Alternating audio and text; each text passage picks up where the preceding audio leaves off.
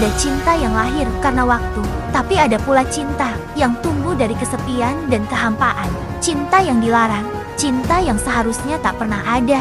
Hari ini, kami akan mengisahkan satu cerita nyata yang mungkin membuat Anda marah atau membuat Anda menangis, tentang seorang wanita yang kehilangan arah, tentang seorang anak yang haus kasih sayang, dan tentang seorang ayah yang tak tahu bahwa keluarganya pelan-pelan dibakar oleh api yang ia nyalakan sendiri, lewat ketidakpedulian dan dinginnya hati.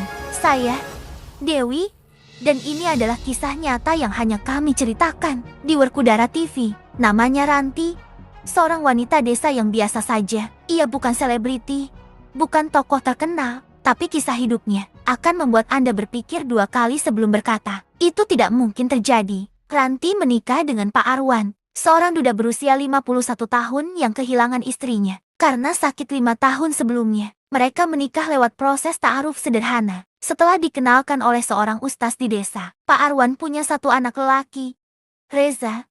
Waktu itu berusia 18 tahun, tinggi, pendiam, rajin membantu di rumah. Sosok anak muda yang tidak banyak protes, tidak banyak bicara. Awalnya Ranti berniat baik. Ia tahu dirinya bukan ibu kandung Reza, tapi ia berusaha jadi ibu yang ramah. Ia masak untuknya, mencucikan baju, dan kadang menyiapkan teh hangat sepulang Reza dari sekolah kejuruan. Tapi ternyata, rumah tangganya dengan Arwan tak seperti yang ia bayangkan. Arwan bukan lelaki yang hangat. Ia kasar dalam ucapan, jarang menyentuh, dan lebih sibuk dengan warung dan motornya. Mereka tidur sekamar, ya, tapi tak pernah seranjang lebih dari seminggu sekali. Bahkan kadang, sebulan pun tak ada sentuhan. Ranti perlahan merasa seperti pembantu, seperti penghuni, bukan istri. Yang justru membuatnya merasa diperhatikan adalah Reza. Anak tirinya itu selalu membantu tanpa disuruh, tanpa banyak kata. Dia satu-satunya yang mengucapkan terima kasih setiap kali makan, yang bertanya, "Bu, capek enggak hari ini?" Dan di sanalah semuanya mulai kabur.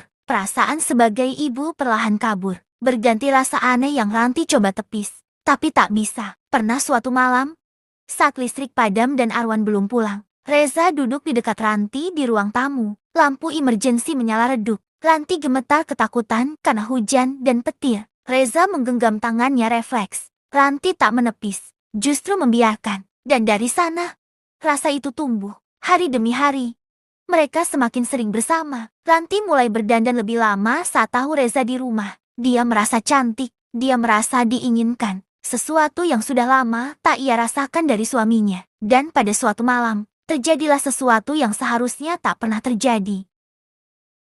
Karena kelelahan habis menempuh perjalanan jauh, Ranti dan Reza sama-sama di dapur, tertawa karena cerita lucu, tawa yang berubah menjadi tatapan, tatapan yang berubah menjadi pelukan, dan pelukan menjadi lebih dari itu. Setelah kejadian itu, Ranti menangis semalaman, tapi bukan karena menyesal, justru karena dia merasa bahagia. Mereka tahu itu salah, tapi tetap mengulanginya, sembunyi-sembunyi, di waktu-waktu sepi, di balik sunyi rumah yang gelap. Tak ada yang tahu, sampai akhirnya, Ranti hamil. Panik, dunia Ranti runtuh. Arwan jarang menyentuhnya. Kalau kehamilan ini terungkap, semuanya akan hancur. Ia coba menutupi, tapi tubuh tak bisa dibohongi. 5 bulan kemudian, perut Ranti mulai terlihat, dan Arwan mulai curiga. "Kamu hamil? Itu anak siapa?"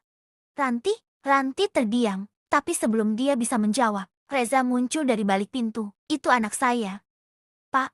Saya yang menghamili ibu." Petir seakan menyambar di siang bolong. Arwan menggigil, lalu marah luar biasa. Dia mengusir Reza malam itu juga. Ranti pingsan. Rumah mereka porak-poranda. Setelah itu, Arwan jatuh sakit, tak bisa menerima kenyataan. Sementara Ranti dibuang oleh keluarga, dicaci tetangga, dan hanya bisa menunggu kelahiran anak yang tak pernah diminta dunia untuk lahir. Hari ini, Ranti tinggal di rumah kecil yang jauh dari tempat dulu. Ia membesarkan anak yang lahir dari hubungan yang tak seharusnya terjadi. Anak itu tak tahu siapa ayahnya, tak tahu bahwa ia lahir dari cinta yang salah arah. Reza pergi, hilang tanpa kabar. Terakhir terdengar, ia bekerja di kota lain, menutup identitas, tak mau diingat siapapun. Arwan hidup dalam sunyi dan luka batin yang tak bisa diobati oleh obat atau doa. Ia kehilangan istri, kehilangan anak, kehilangan rasa percaya pada apapun. Dan dari semua itu, hanya satu yang tersisa. Penyesalan. Ini bukan kisah untuk dikagumi, bukan pula untuk disebar sebagai aib. Ini kisah nyata tentang betapa rapuhnya manusia saat kesepian tak disembuhkan. Tentang bagaimana cinta, jika tak dijaga batasnya, bisa berubah menjadi bencana. Dan tentang satu hal yang sering kita abaikan, bahwa kasih sayang tak diberikan, akan dicari, entah kemana. Dan ini adalah Werkudara TV, tempat kami membawakan kisah-kisah nyata yang tak akan Anda temukan di tempat lain.